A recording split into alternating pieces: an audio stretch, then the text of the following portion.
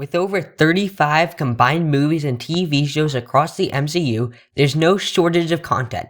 Yet this doesn't stop fans like us and millions more from creating theories. And while some of these theories are wild and out of this world, some theories actually hit closer to home. In this video, I'm going to be talking about 10 MCU fan theories that actually make sense. Before I begin, however, don't forget to smash that like and subscribe button down below and turn on notifications so you never miss a new video. Tony Stark backed up his consciousness before he died. According to this theory, before Avengers Endgame, Tony Stark backed up his consciousness before he died. Now, this fan theory isn't actually too far-fetched as you might think. It actually wouldn't be the first time that someone uploaded their consciousness to an AI in the MCU. In Captain America: The Winter Soldier, Armin Zola backed up his consciousness to an AI. This proves that the technology exists in the MCU for Tony to do so, and as we all know, Tony's a pretty smart guy. Besides, Tony had 5 years during the blip to develop the technology, and he's created some pretty advanced AI in the past. Do you think that Tony Stark will return as an artificial intelligence in a later movie? Let us know in the comments. Number 2. Odin once tried to collect all the Infinity Stones to conquer the 9 realms. Revealed to us by Hela in Thor Ragnarok, before Odin had Thor as a child, he was a ruthless king who was set on conquering and ruling over all 9 of the realms. Well, now that we have this information, this fan theory doesn't seem that far-fetched. One of the easiest ways in Marvel to conquer civilization is to get the Infinity Stones, as Thanos showed us. Besides, the Tesseract was in Odin's possession before he hid it in Norway before World War II. So is that far-fetched that Odin tried to go after all the stones? Or maybe he did, and redistributed them around the universe? Let us know what you think in the comments. Number 3. At the end of Captain America: The First Avenger, S.H.I.E.L.D. intentionally made the mistake of having dates that already passed. This fan theory makes sense without even needing to be explained. S.H.I.E.L.D. is known to run tests on heroes and whatnot. Besides, they already decorated a room to look like a hospital room from the 1940s. And there's multiple reasons why S.H.I.E.L.D. would have done this. Steve Rogers was chosen for the Super Soldier Serum project partly for his intelligence. So, S.H.I.E.L.D. would have to have ran an experiment on him where they put the date in the past to make sure that Steve Rogers had no mental damage. The fans also said that the dates were put in the past to see if Captain America still noticed the small things to see if he was battle ready. Number 4. Dr. Erskine and Howard Stark used Wakanda's heart-shaped herb to formulate the Super Soldier Serum. Before I begin talking about this fan theory, Wakanda Forever is a truly amazing movie. If you already saw it, I'm excited to hear what you thought of it, so let us know in the comments. Now, on with the theory. So basically, this one makes a lot of sense. As revealed in Black Panther, the heart-shaped herb heightens the recipient's senses and gives them super speed, super strength, and more resistance. All of this parallels with the effects of the Super Soldier Serum. To add, we know that Howard Stark knows about Wakanda and about some of what Wakanda possesses. He used vibranium to make Captain America's shield. Because of this, it's entirely possible that Stark borrowed some of the heart-shaped herb for research purposes. Number 5. Bruce Banner's Super Soldier Serum wasn't the fail we think it was. He actually got it right.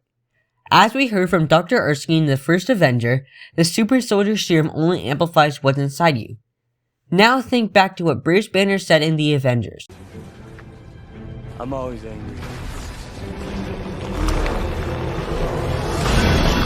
So, could it be that Bruce's serum worked correctly and amplified his true self, anger? Let us know in the comments. Number 6. M'Baku became the King of Wakanda and maybe Black Panther during the 5-year blip in Avengers Endgame. If Marvel had showed us Wakanda during the blip, we would have seen this theory become true. Towards the end of Black Panther, T'Challa and M'Baku become very close friends, and T'Challa's family even trusted M'Baku with the heart-shaped herb and becoming Black Panther. So it could entirely be possible that in T'Challa's absence during the blip, M'Baku was crowned King of Wakanda after gaining T'Challa's trust and allyship. While M'Baku may have refused at first, it's unlikely that he wouldn't have stepped in to keep Wakanda united and peaceful. Number 7. Odin designed the mold for Stormbreaker in case Thor went rogue. What is Thor known for in Marvel? That's right, thunder, lightning, and storms.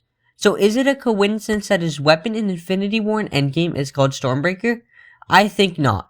Thor wouldn't be the first child that Odin would punish if he went crazy. In Thor Ragnarok, we learned that how Odin trapped Hela after she got too ambitious. So, if Thor went down the same path, Odin would need to plan to stop Thor. But the name gives this one away. Number 8. MJOLNIR is actually Thor's power dampener. Just like the last theory, this one lies in Thor's powers. In Avengers Age of Ultron, and the first 2 Thor movies, Thor's weapon was MJOLNIR. And in these movies, Thor's powers seem very limited for a god. He uses MJOLNIR to fly and channels it to shoot lightning, but that's about all he can do. Yet this all changes in Thor Ragnarok. After discovering his true potential, Thor can fly by himself and shoots lightning from his hands and everything. So, MJOLNIR could very well be restricting his powers because Odin knows he's reckless and how Thor doesn't know everything he can do.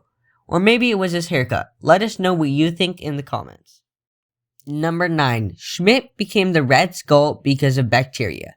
No, this theory doesn't say that the Red Skull is secretly a bacteria. Instead, it refers to one action from the first Avenger said by Dr. ERSKINE that seems so insignificant that I doubt you remember. I'm referring to when ERSKINE gives Steve Rogers a dose of penicillin before he undergoes the super soldier transformation. If you didn't know, penicillin is an antibiotic that kills bacteria in your body. Well, later in the same movie, the Red Skull takes a super soldier serum, except Schmidt doesn't take penicillin before. This means that the super soldier serum amplified the bacteria inside him, which deformed his face. Number 10. Bucky Barnes was brainwashed into killing Peter's parents while he was the Winter Soldier. This theory refers to the comics in which Peter's parents are agents of S.H.I.E.L.D. According to the story, Peter's parents discovered that Hydra infiltrated S.H.I.E.L.D. and tried to stop Hydra's plot.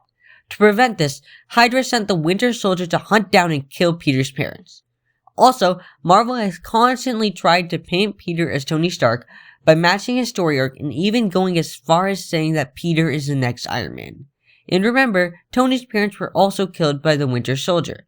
Not to blend the lines between franchises or anything, but in the Amazing Spider-Man franchise, Peter's parents were packing their briefcases and taking all of their research to go hide.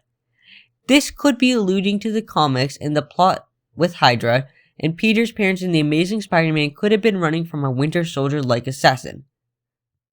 While there's hundreds of more fan theories out there, these are 10 that we think are the most likely and ones that make sense to us. What other theories have you heard of or think make a lot of sense? Leave a comment down below. As always, thanks for watching the Superhero Initiative, and please like and share this video. Thank you.